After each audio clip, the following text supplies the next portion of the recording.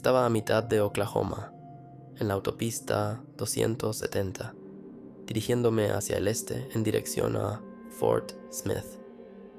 Había tomado carreteras secundarias la mayor parte del día para evitar el tráfico interestatal, y cuando el sol se ocultó tras los árboles, hacía casi 30 minutos que no veía otro coche.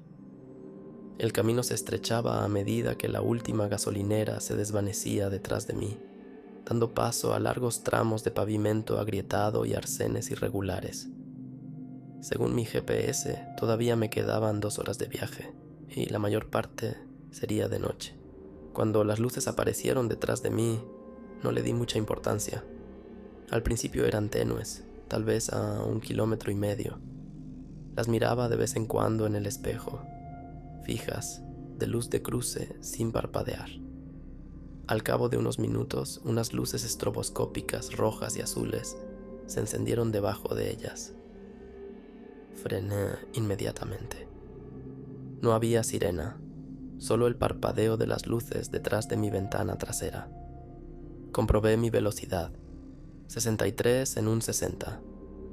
No había arcén lo suficientemente ancho como para detenerme, así que conduje durante otros 30 segundos hasta que la carretera se ensanchó cerca de un desvío de grava. Me detuve y puse el freno de mano. Las luces permanecían fijas detrás de mí, a 6 metros. Bajé la ventanilla y encendí las luces interiores.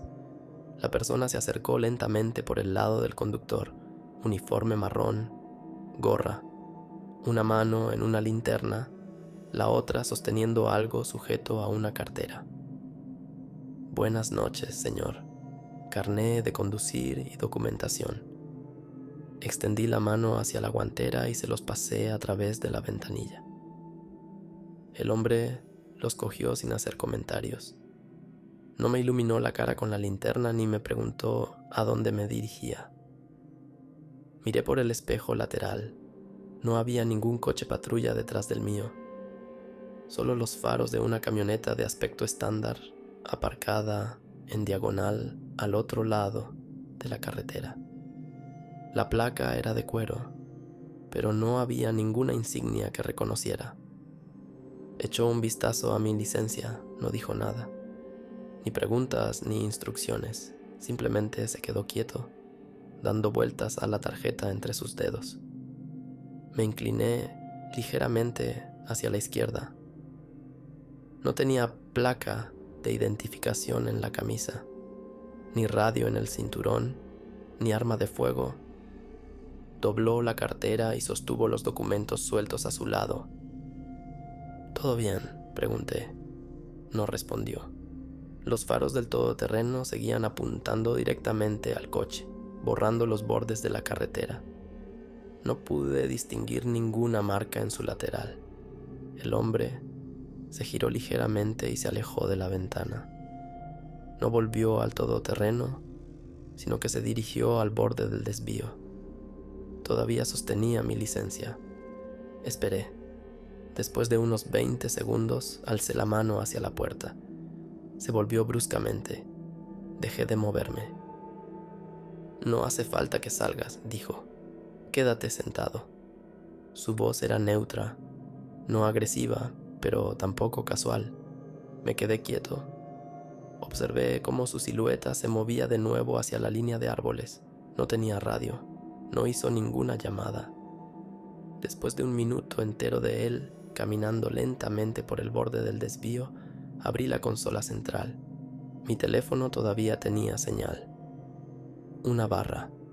No llamé. Simplemente abrí la cámara y comencé a grabar un video, manteniendo la lente apuntando a través del parabrisas. El hombre dio vueltas alrededor de la parte trasera de mi coche. Vi su silueta pasar por el maletero y luego por el lado del pasajero. Se detuvo justo después del parachoques delantero. Subí la ventanilla hasta la mitad. Volvió a la ventanilla un momento después y me extendió mi licencia. «Ya puedes irte», dijo. Lo cogí sin decir palabra. No se movió. Se quedó allí de pie junto al coche. Después de unos segundos metí la marcha. No esperé a que volviera a la camioneta. Volví a la autopista y mantuve la velocidad a 55. La camioneta no me siguió. Seguí mirando por el espejo cada 10 segundos durante los siguientes 50 kilómetros. No vi otro vehículo hasta que llegué a una gasolinera con cadena cerca de una ciudad que no conocía. Aparqué cerca de los surtidores, pero no salí. Me quedé allí sentado durante mucho tiempo, observando el tráfico a lo largo de la carretera. Ningún otro uniforme, ninguna luz, solo unos pocos coches yendo y viniendo. Reproduje la grabación en mi teléfono. El vídeo era en su mayor parte deslumbramiento y oscuridad, pero su silueta era clara, uniforme, sin marcar. No se veía ninguna placa. Entré y le pregunté al empleado que estaba detrás del mostrador si había un coche patrulla local en la zona. Me dijo que nadie trabajaba en ese tramo por la noche. No había razón para ello. La cobertura del condado comenzaba a 20 millas al este. No pregunté nada más. Me quedé allí hasta que entraron otras 2 personas, luego me fui y continué hasta el motel sin parar de nuevo. Por la mañana comprobé el informe de la autopista. No se registraron paradas policiales en esa zona la noche anterior. No se registraron patrullas activas.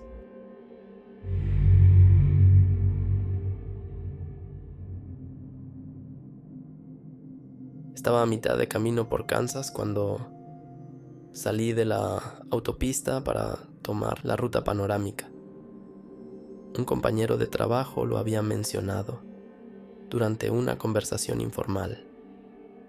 La ruta estatal 148, que corre paralela a la interestatal, completamente vacía y más tranquila que los interminables camiones de 18 ruedas que atascaban la I-70. Parecía una mejor opción, especialmente con otras 4 horas por delante y un dolor de cabeza que se me estaba apoderando por las luces fluorescentes en la última parada de descanso. El desvío apenas estaba marcado. Un letrero verde apoyado y una sola flecha apuntando a la izquierda. Giré y no vi ningún otro coche. Solo colinas bajas, campos vacíos y una hilera de postes telefónicos que se extendían hacia el horizonte. El sol estaba bajo, pero aún no se había ido. Cubría todo de naranja: la carretera, los arcenes de grava, la hierba alta más allá de las vallas. A los 15 minutos pasé junto a una señal de metal atornillada a un poste de madera en el lado derecho de la carretera. Parecía nueva, más brillante que las señales oxidadas que la rodeaban. No parar, por ningún motivo. Las palabras estaban impresas en letras mayúsculas, sin logotipo, sin nombre de agencia, sin daños ni agujeros de bala como todas las demás señales que había pasado. Me llamó la atención, pero solo por un momento. Probablemente fueran niños del lugar o una broma, quizás un remanente de un set de filmación. El camino se estrechaba a medida que se curvaba suavemente hacia el este, sin desvíos, sin estructuras. Revisé mi teléfono. No había servicio. Todavía quedaba medio tanque en el auto. Nada en el motor sonaba mal. Seguí adelante. 10 minutos después, una figura emergió del lado derecho del camino. No se hizo visible. Se tambaleó hacia adelante desde detrás de un poste roto de la valla, tropezando con fuerza en medio del carril. Frené y giré ligeramente a la izquierda para evitar golpearlo. Cayó sobre una rodilla en el pavimento. Tenía la camisa rasgada. Le faltaba un zapato. Tenía sangre en el pecho, el cuello y la cara, oscura, seca en algunos lugares, todavía húmeda en otros. No parecía tener más de 30 años. No pude distinguir heridas visibles desde el interior del coche, pero apenas se sostenía en pie. Levantó la mano débilmente. El coche ya había reducido la velocidad a paso de tortuga. Me detuve por completo, tal vez a 5 metros frente a él. El letrero volvió a mi mente. No se movió hacia el vehículo. Simplemente se quedó allí, sosteniéndose con una mano en el asfalto, con la cabeza gacha. Cerré las puertas. Le temblaban las piernas al ponerse de pie. Dio medio paso hacia adelante y luego se detuvo. Tenía la parte delantera de los vaqueros manchada de sangre. No sabía si era suya. Abrió la boca como si fuera a hablar, pero no salió ningún sonido. Se estiró hacia el parabrisas, luego tropezó hacia un lado y volvió a caer al suelo. Mis manos se cernían sobre el volante. El sol se hundía tras los árboles al oeste. Di marcha atrás lentamente, dejando 3 metros entre nosotros. Él no se movió. No había otros coches, ni edificios, nada. Volvió la cabeza hacia el coche, luego hacia la zanja. Luego volvió a mirar hacia atrás. Lo vi mirar por encima del hombro, no una, sino 2 veces seguidas. Todo su cuerpo se estremeció cuando trató de ponerse de pie de nuevo. Entonces vi movimiento en el borde del campo. No estaba cerca, a unos 200 metros, tal vez más. Otra figura, erguida, estacionaria, difícil de ver con la poca luz. No se movía, pero el hombre de la carretera también la vio. La miró. Luego me miró a mí. Volvió a saludar, más rápido esta vez. No abrí la ventana.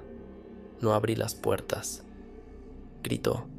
No pude oírlo a través del cristal, pero vi cómo abría mucho la boca y cómo se retorcía el cuerpo al caer de nuevo. Permaneció en el suelo. Conduje lentamente hacia adelante, pasándole por el arcén, con los neumáticos golpeando el borde de la carretera. En el espejo, lo vi incorporarse por última vez antes de desplomarse por completo. La otra figura en el campo permaneció en su sitio. Miró en mi dirección. Apreté el acelerador con más fuerza. Pasaron otros 15 minutos antes de que viera una señal de una carretera que se cruzaba. Giré a la derecha, aunque me llevaba hacia el oeste y me alejaba de mi ruta. La seguí hasta que los árboles desaparecieron y un grupo de casas apareció en el horizonte. Paré en la primera gasolinera abierta y entré. El cajero estaba apoyado en el mostrador, mirando una pequeña televisión cerca de la caja registradora. Le pregunté si había algún servicio de emergencia cerca. Me dijo que la estación más cercana estaba a 30 millas al norte. Le pregunté si alguien había llamado para avisar de un hombre herido en la carretera. Me dijo que no había recibido ningún aviso ese día. Le pregunté si conocía la señal, la de la 148. Hizo una pausa. Luego asintió una vez. Lo vi una vez, dijo. Hace mucho tiempo. No dio más detalles. No pregunté nada más. Me fui sin comprar nada. Volví a comprobar las cerraduras cuando volví al coche. Nunca volví a ver un letrero como ese. Nadie denunció nunca la desaparición de una persona que coincidiera con el hombre que vi.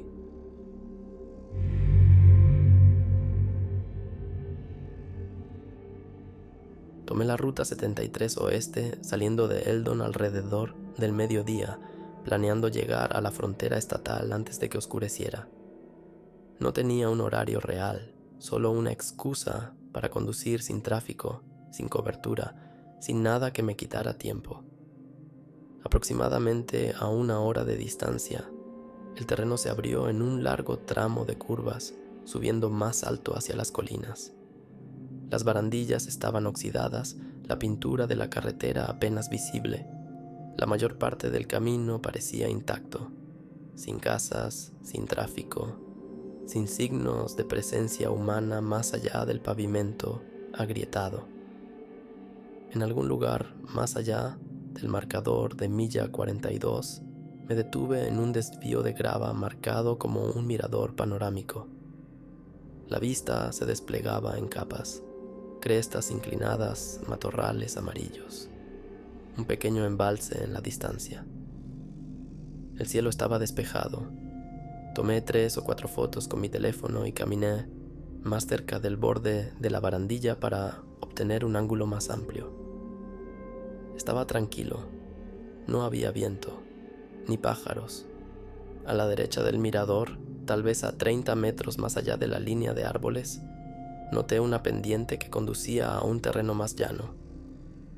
Una rotura en la maleza sugería que alguien había caminado por allí recientemente. El sendero no era evidente desde la carretera. Pasé la primera línea de ramas y seguí el camino llano. Doblaba hacia abajo alrededor de un pequeño afloramiento y terminaba en un claro ancho y compacto.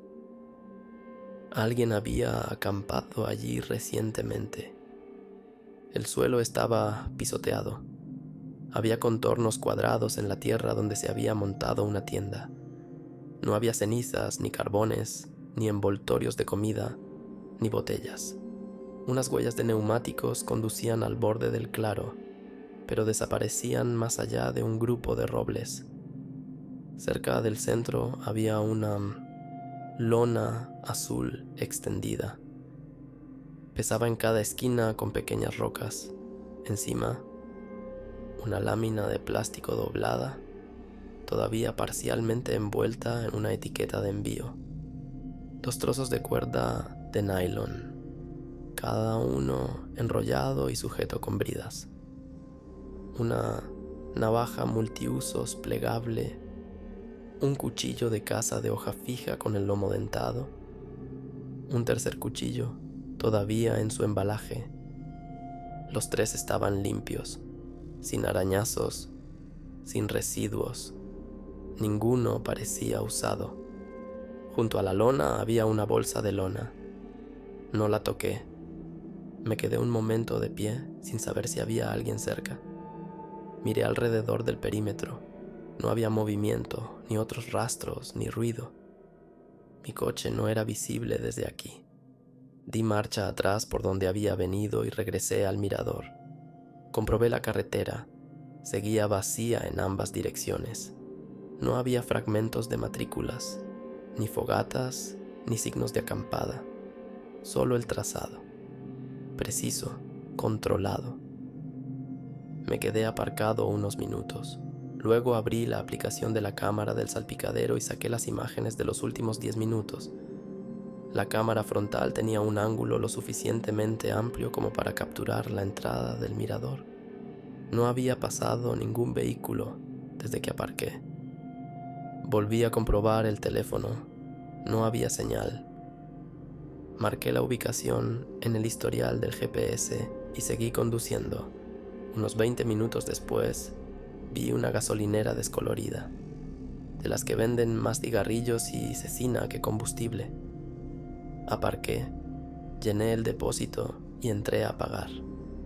El empleado parecía tener unos 50 años, piel dañada por el sol, camisa de franela sin mangas, una bota en el mostrador. Le pregunté si la policía patrullaba esa carretera a menudo. Dijo que solo pasaban una vez a la semana, como mucho. Le pregunté si conocía el mirador pasado el kilómetro 68. Asintió una vez. Punto muerto. No hay cobertura en unos 10 kilómetros a cada lado. Las líneas eléctricas saltan ese tramo. Le pregunté si la gente acampaba cerca de allí. Hizo una pausa. Ya no. No pregunté nada más. Salí y usé el Wi-Fi de la estación para subir el clip de la cámara del salpicadero y marcar la ubicación. La subida se detuvo a mitad de camino. Esperé a que terminara y luego volví a comprobar la imagen del petate. No me había dado cuenta de que la había sacado del mirador cuando hice zoom para tomar una foto del valle. La lona y la bolsa eran visibles en la esquina inferior derecha. Los cuchillos estaban colocados de forma diferente a como los recordaba.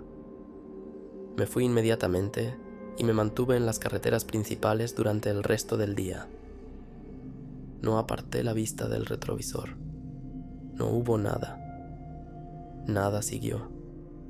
Pero cada vez que paraba, comprobaba en el asiento del pasajero el clip subido, los archivos de mi teléfono y la ubicación GPS marcada, solo para confirmar que seguían ahí. Y así era. 3 días después, volví a comprobarlo. La carpeta en la que los había guardado estaba vacía.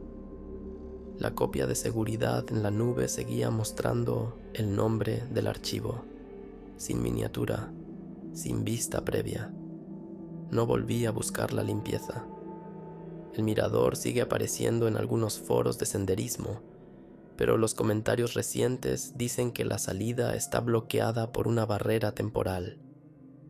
No se indica el motivo. No hay informes. No hay personas desaparecidas. Nada en las noticias locales. La imagen que tomé de la lona permanece en la carpeta de eliminados de mi teléfono. Pero faltan los metadatos, y la marca de tiempo dice que fue tomada 2 días después de que dejé el área. No la volví a tomar